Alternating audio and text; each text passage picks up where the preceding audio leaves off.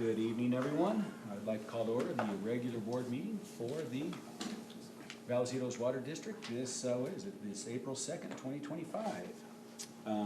And can I call on you to offer it to open with us the Pledge of Allegiance? Was that what you were pointing about? Yes. I got it finally. Thank you. Ready? Begin. I pledge allegiance to the flag of the United States of America and to the republic for which it stands, one nation, under God, indivisible, with liberty and justice for all. Thank you, Jonathan. You were voluntold by your amigo there. Before we begin, I would like to announce that members of the public may watch the meeting live via computer or smart device on the Watch Live icon on the website. And directors, please indicate your attendance. We have all of us present. Thank you so much for your attendance, everyone. Thank you, staff, for being here, and general counsel, and general manager, and all directors. We're all here. Do we have any additions to the agenda? No, sir. No additions to the agenda. I have a motion to adopt the agenda for the regular board meeting on April 2nd, 2025. So moved. We have a motion. And I'll second. Motion by Director Kurt Hodgson. I'll second that motion. Please vote. Motion passes 5-0. Do we have any public speakers? No, sir. No public speakers. May I have a motion to approve the consent calendar as presented? Any questions? Second. Motion by Director Hernandez, seconded by Director Elithart. Please vote.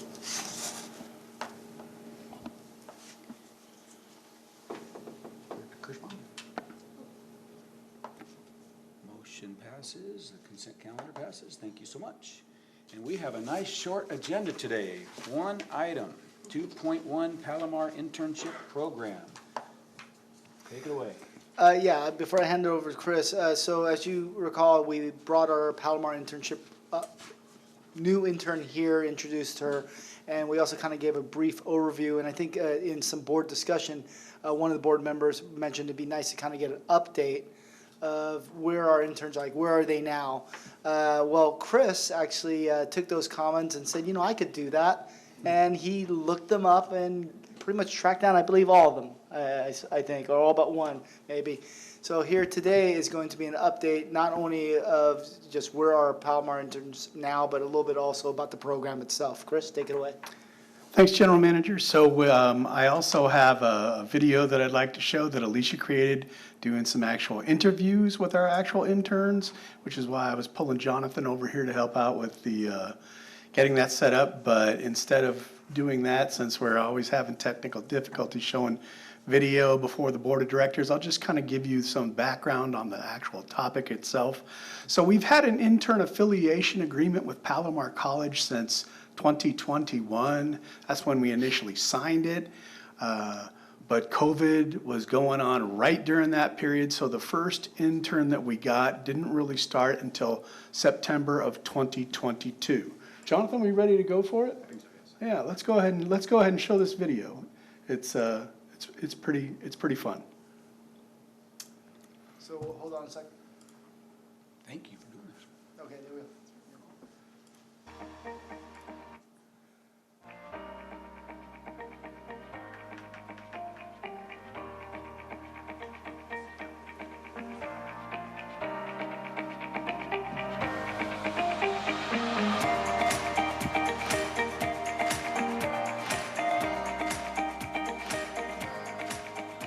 Hi, my name is Ben Crane.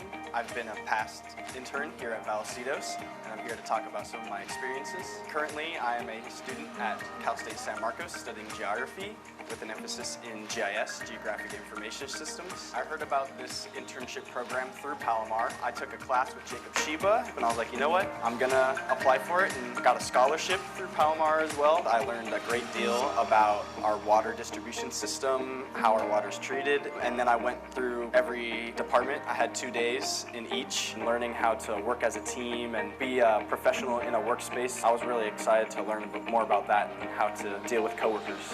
Chris Robbins, he was my supervisor. He really helped me just be more extroverted and talk to people and don't be afraid to ask questions.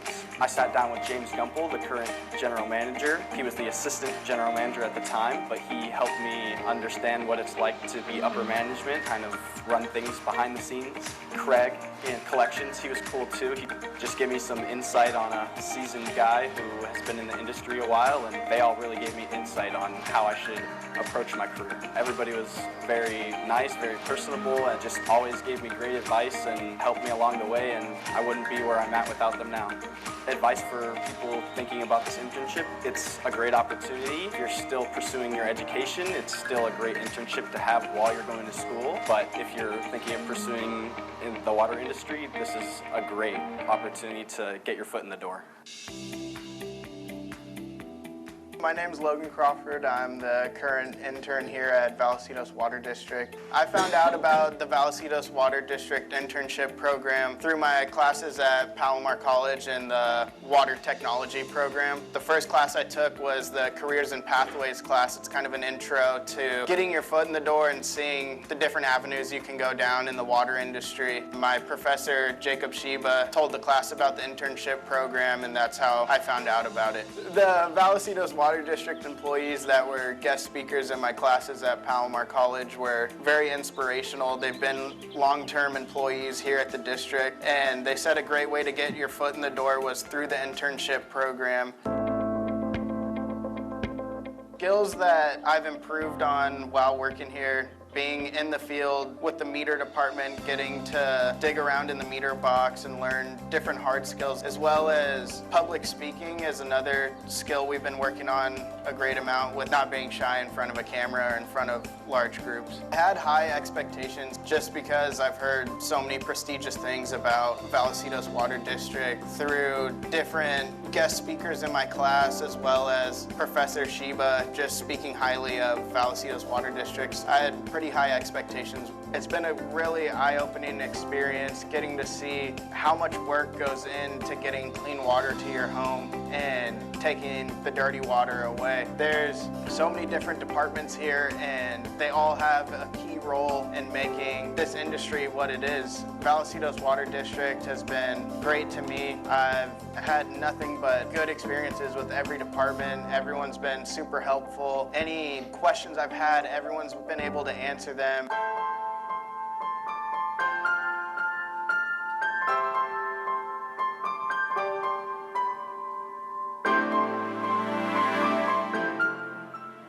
So advice I would give to future students, keep an open mind. You go through pretty much every department the district has to offer, and it may not be something you think you're interested in, but you might find yourself falling in love with that and you had no idea. So keeping an open mind really helps. They just want you to learn and get the best experience possible. I'd just like to thank Chris Robbins up in the Public Information Department and Professor Sheba at Palomar College. He was a big help and mentor getting me into this internship program, and it's been nothing but great so far. Vallecitos Water District employees are professionals in water and wastewater here, and they will help guide you to whatever career path you're looking towards.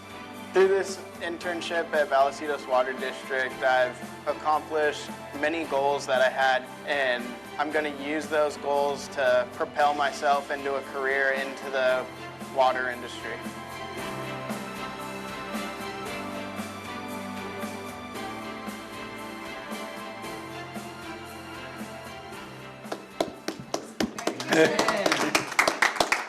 Great job. Great usual. Smush that and have this one. Thanks for helping me. So that's really cool that the students, that the interns do public speaking. I mean, I didn't realize that that was part of the program, but that was kind of neat to hear about. Well, and part of that was in making the actual video, and we've had a lot more students come through here. Some of them really don't want to be on camera, and other ones are willing to go ahead and give that a go. So that's been part of the work that we've done with them is putting them on camera.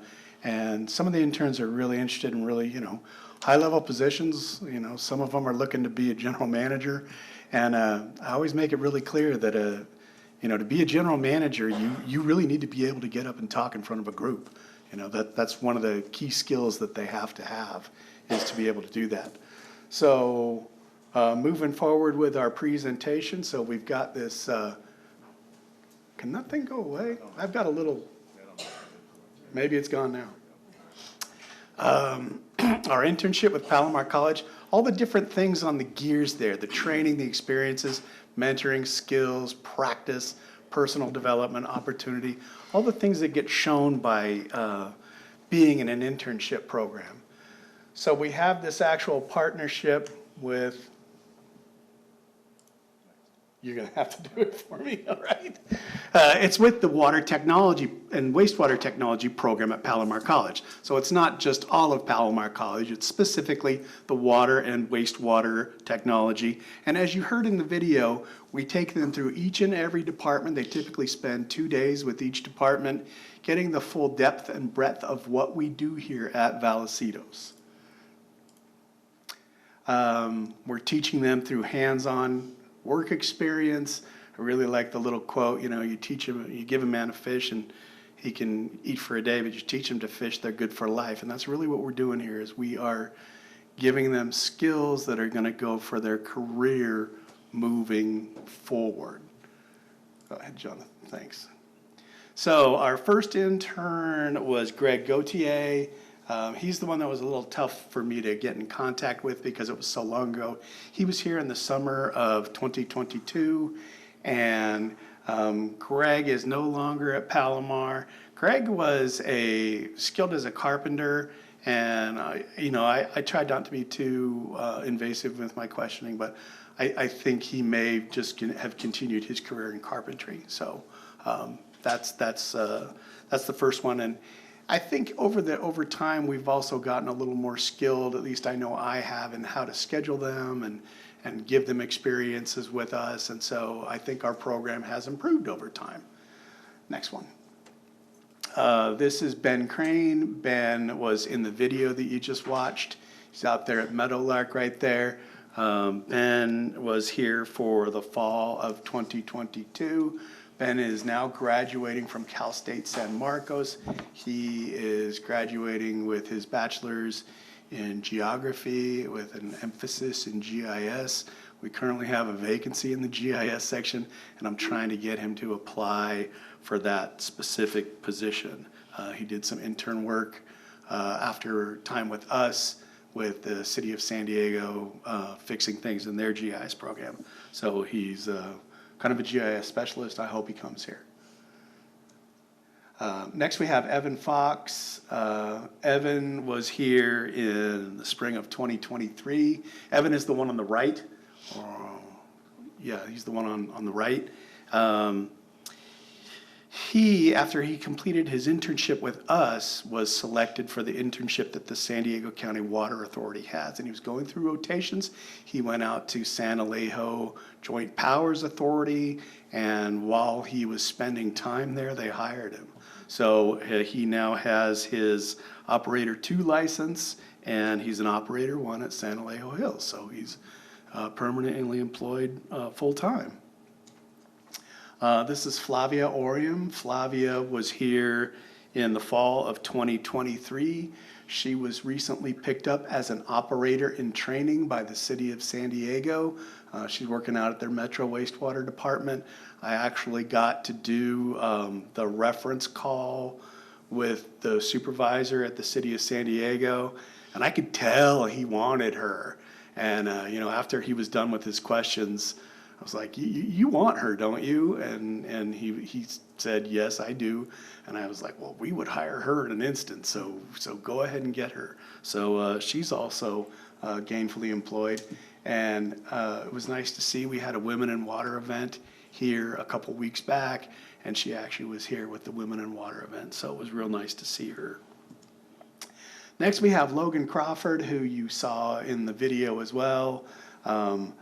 Logan, I'm pleased to say, worked temporarily with us in the meters department when we had a vacancy, and we hired him through a temporary firm, and he was working in meters.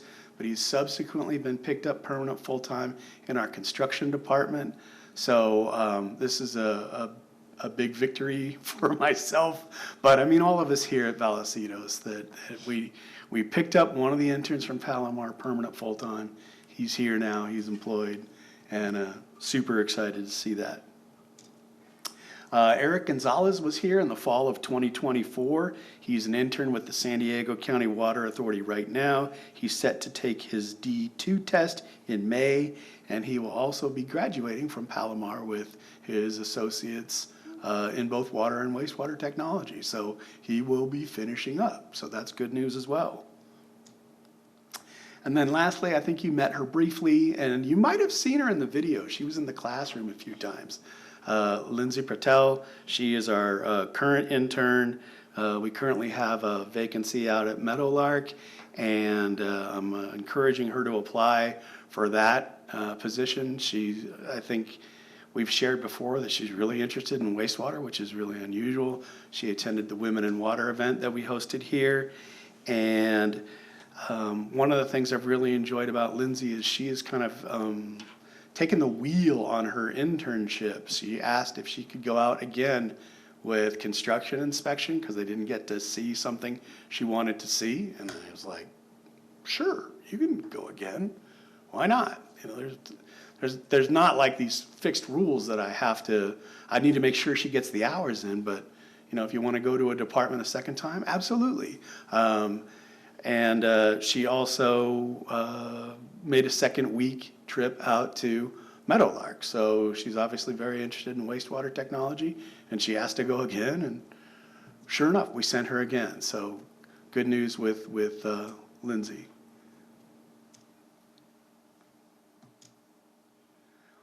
So this internship program that we've put together and we've done here, we've all kind of done this. I send them to the general manager, to the assistant general manager. They spend time with all the managers behind me. They spend time with the supervisors. They spend time with staff. And, you know, the successes that we've seen of these young people getting hired in the industry, it's all of us. It's all of us here at Vallecitos, and it's really us at our best. I'll take questions. Thank you for that. That is really wonderful, and it's a real testament to your leadership and your ability to put all the moving parts together and make sure that they are getting out of it what they want to get out of it. And you know, it just fills me with such pride to know that, you know, that we're fulfilling the intent that, you know, we have hired someone. We could potentially hire another person, hopefully. But it's also the case that this is a small industry. So even if they don't end up with us first, they're in the region, it's lifting all the boats, and they may come back to us. And that's just really something special. So thank you. Thank you for being such a good sport about this. I know it's a lot of work for you. And I'm just really proud of us and for you all for putting it together and executing it. So thank you. Thank you so much. Well said, thank you. Thank you for the presentation. I know it took some time and work and effort, so thank you. Fabulous job. Any other comments? Oh, I just wanted to say I loved the presentation too. I mean, talk about inspiring. That was really amazing to see those young people getting the guidance here, learning and getting excited about the industry. A lot of times internships are like the student comes and they don't really know what to do and there's not a lot of guidance, and I feel like this is a really unique program. So I'm really proud of it too, and I just want to congratulate you, Chris, on just being so successful with it and being a great leader. Thank you. Thank you. Excellent. Any comments? And when you mentioned being an extrovert and getting outside yourself and doing public speaking, that's not part of the program. I don't think it is part of the program, but Chris made it part of the program. Right. I mean, that's a huge skill that Yeah. a lot of young people don't have, and if you give them that opportunity at a young age, then, you know, it just becomes easier. So. And I think That's they both amazing. mentioned that. They both said, well, Chris Right. made me, or Chris, you know, so I do appreciate, like was said, that you, just your guidance and your directive and the professional/personal way you do that is unique. Thank you. Any other comments? Thank you. How long is the program? Is it like how many hours do they have to put in? So they need to put in, it used to be 160, but I think it's been reduced to like 120 now, hours within their semester. They get credit for an actual 3-unit water technology class. It's basically like a C100 class. And that's sort of what they earn. A lot of our interns have been scholarship participants as well. And typically if we give them a scholarship, then Palomar matches our scholarship to that student. So, you know, there's a lot of hours involved in it. You know, it's an unpaid internship, as it says in your report. There, you know, we don't pay them specifically, but you know, I think almost all of them have gotten a scholarship at some point. Nice, thank you. Any lessons learned? Like, You know, the interesting lessons that have been maybe put this department before that department, that you know, you're going to learn about it here and then go out and see it here. So the construction inspection staff recommended that they visit what used to be Elizabeth's department in development services. Now she's over a whole of engineering now, so you know, things change. But to go to development services before going out and seeing construction inspection, and for whatever reason I had flip-flopped those two, and you know, it was nice to have staff tell me, if you switch this, it'll be better for the student. And I'm thinking, perfect feedback for me, because that's real easy. It's not hard on me at all. I just change the schedule. perfect. Thank you. Sure. Well done. Thank you. Thanks. No other comments? That's the end of the action items. Reports, General Manager. Sure, I guess I'll start with congratulating Elizabeth Lopez for being the new Director of District Engineer.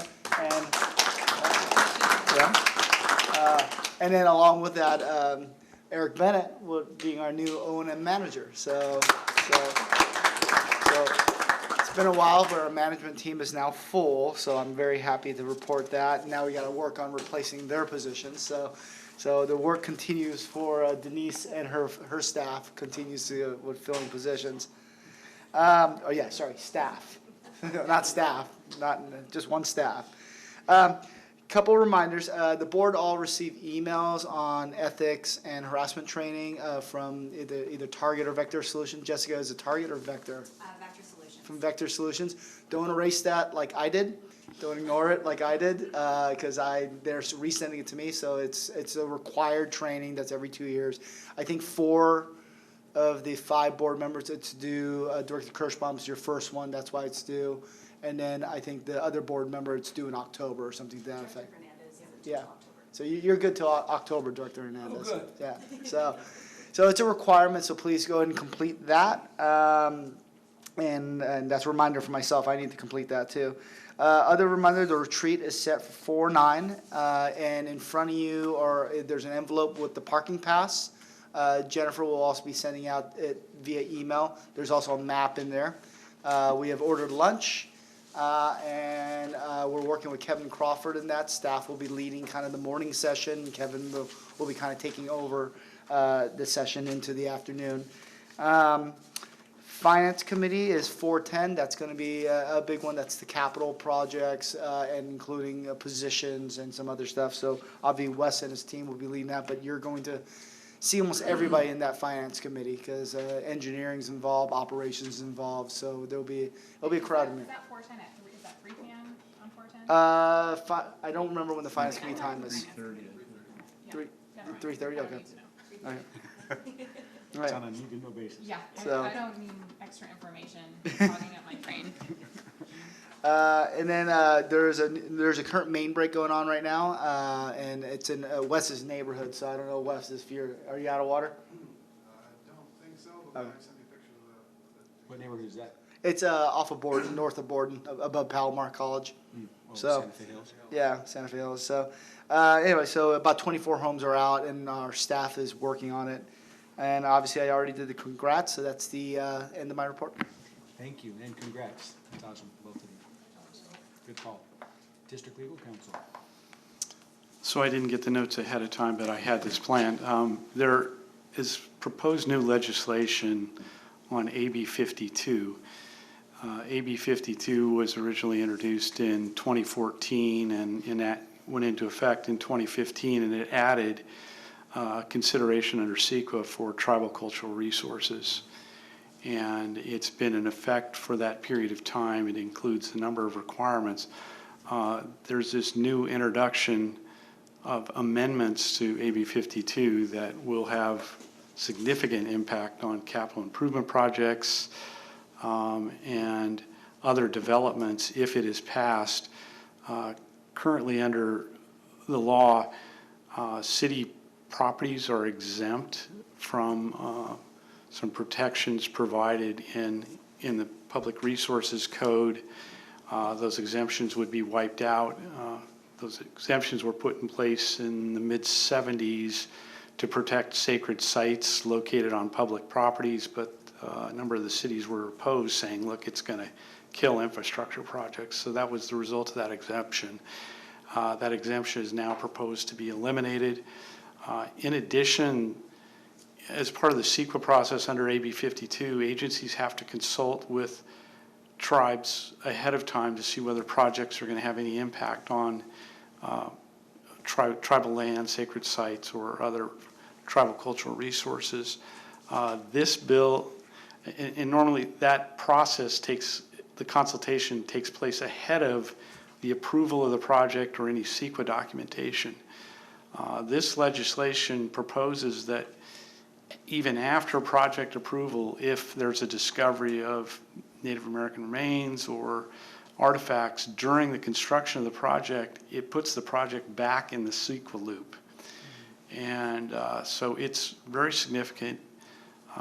We have I represent a number of clients, and I have one currently that's got a pump station project, over $6 million in the ground, 70% complete, and they're finishing the trenching on the gravity sewer line to feed it.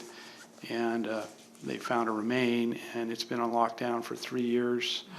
And if this bill was in effect, it would require complete avoidance and abandonment. So you can imagine the impacts to capital improvement costs, et cetera. So I'll send James the link, and he can send it around to the legislation.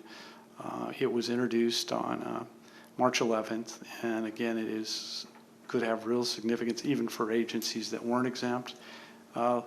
Like us, if we're doing a lot of capital improvement projects and are in areas of sensitivity, obviously we want to be reticent of that and cooperate, but this bill would extend it beyond the CEQA analysis period to revisit it over and over and over again throughout the process. So why was that eliminated? Did it time out, or because of legislation came in and changed it? No, this is proposed legislation to eliminate the exemption that was created. Oh, it's not currently eliminated? This is a change to it. These are all without changes. it would just continue on? Yeah. As is? Yeah, and this project that I'm working on is on city property, and I just got a court ruling that the property was exempt. And so, part of this is to address some of those issues, but there are other concerns relative to what effects it has on a project timeline. When you get into consultation, it's at a pace other than most folks are used to. Can be extended and prolonged. And there was a new CEQA case just decided. I think it's Koi Nations on a city project where the city had not consulted with one of the tribes because that tribe hadn't submitted a letter, but they challenged the EIR and everything anyway, and now they're going to be back consulting and adopting a new EIR. So that, can have real significant impacts. Not that it should be considered, but it should be reasonable on all sides. But this legislation, I encourage you to take a look at. We're working with the League and with Aqua over responses to it. So. I just have a question on that. So you said with the current AB 52, city properties are exempt from the legislation? No, I should have been clear about that. They're not exempt from the CEQA requirements, but there's another law that protects sacred sites located on public properties. I see, okay. And so as part of this AB 52, they're going to eliminate that exemption. Under AB 52, all agencies are required to go through the Appendix G checklist relative to impacts to, it used to be cultural resources. which included human remains. They added tribal cultural resources to the appendix. That applies to all agencies. There's just another wing of this that would be changed relative to the exemption over protecting sites. So let me just make sure I understand. So AB 52 would, if there is a discovery, put the project back into the initial phase of CEQA? Is that what you said? Correct, under this proposed legislation. Okay. And it would, there's another, I should have separated this because there's CEQA, which is the analysis of impacts before a project is approved. And there's another set of the Public Resource Code that protects, for shorthand, sacred sites on public land. It doesn't apply to private land. So if you're a private developer and you discover a remain, you then are into this section where you have to call a coroner and consult, and it allows the landowner then to, well, the most likely descendants are identified. They come on and identify what their preferences for treatment are. The current law allows the landowner to reject those preferences if it has an impact on their project or they don't want to do it. This would change that for private landowners as well. They're no longer allowed to reject the preferences. Is there something that is standard that is done before digging that, is there some kind of, infrared or some kind of visualization in, X feet deep in the soil to try to mitigate or try to prevent and be proactive if there's a suspicion that you might be on a sacred site, or is that typically part of the process? I'm just trying to figure out, is there a way that we look at that before we even start digging? Seems like that would be prudent. Well, you look at it ahead of time, but so this is a confluence of confidentiality relative to where these sites are, et cetera. All that information is held with the Native American Heritage Commission. And so when an agency is doing a project, it has to contact the Native American Heritage Commission as part of the CEQA process, see if there are any identified sites or areas of interest near the project. So once they get that information, they then have to, they send this letter to all the tribes who may have an interest in that area, and then they have to consult with the tribes over whether there may be resources on the site. The remains, I haven't seen them use ground penetrating radar or anything ahead of time to kind of do that because it's beyond what's typically a phase 1 or phase 2 site assessments. The discoveries I've seen are, random. Sometimes you don't know where you're going to find things because the tribes were nomadic, particularly in this area. So yeah, typically once a project went to construction, there'd be Native American observers selected to monitor the construction. Yeah, it's about as proactive as it was. So. Right, nearly all projects employ a Native American monitor during any ground disturbing activity. The question is, if you find something during ground disturbing activity, how do you handle it? And there's a process, but this legislation would change that process to put you back into the CEQA realm. So, sorry. No, good news for that report. Yeah. Oh, I was just going to say sounds like a good topic for a workshop. So thank you. Not to prolong it, but are we getting any support from like CSDA or any of those agencies? We've talked to the league and we've talked to Aqua relative to, it's on their radar. It's on most agencies' radars at this point. I mean, it was introduced on the 11th, but kind of came out of left field. So Thank you. Anything else? that's all I've got for you today. That's a lot. Thank you. Appreciate that. San Diego County Water Authority. Okay, thank you. So San Diego County Water Authority met on March 27th, and the Administration and Finance Committee took up the bulk of the morning meeting, and then the formal board meeting met directly after that. The other committees were adjourned because it was opening day of the Padres. So we all got out of there a little bit earlier than we have in the past. They won that game, by the way. Did they? Okay. So it is budget season, and I'm not going to throw any numbers out just yet because I don't think that it has been decided as far as rate increases. But it's a very complicated process. I said this last time, but I'm trying to get my head around exactly how it works. It is budget season. They are trying to operate leanly. They are trying to explore creative solutions about transferring water, selling water. And this is the point that I've made twice now, 2 out of the 3 meetings that I've attended, is that, trying to play offense rather than stopping the hemorrhaging of cash as the only strategy seems to make sense. And they are doing that, meaning that they're trying to figure out how they can transfer water, sell water. We have a lot of water in San Diego County. So it's budget season, and I will report more on that once it becomes a little bit more clear. A couple of contracts were approved, one for a technology enhancement, which I thought was really expensive, but it was explained that it wasn't as expensive as, it didn't seem like it was that far off, but it was like over $200,000. And they meet the 4th Thursday of the month. So I think that's it. That's all to report so far. No hard specifics on percentage increases just yet. Thank you for the report. ENCINA wastewater.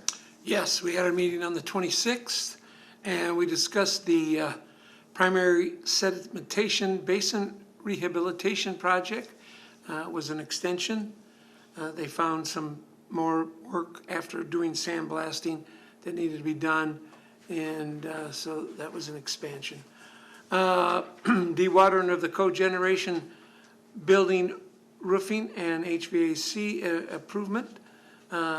Pre-construction contract was awarded.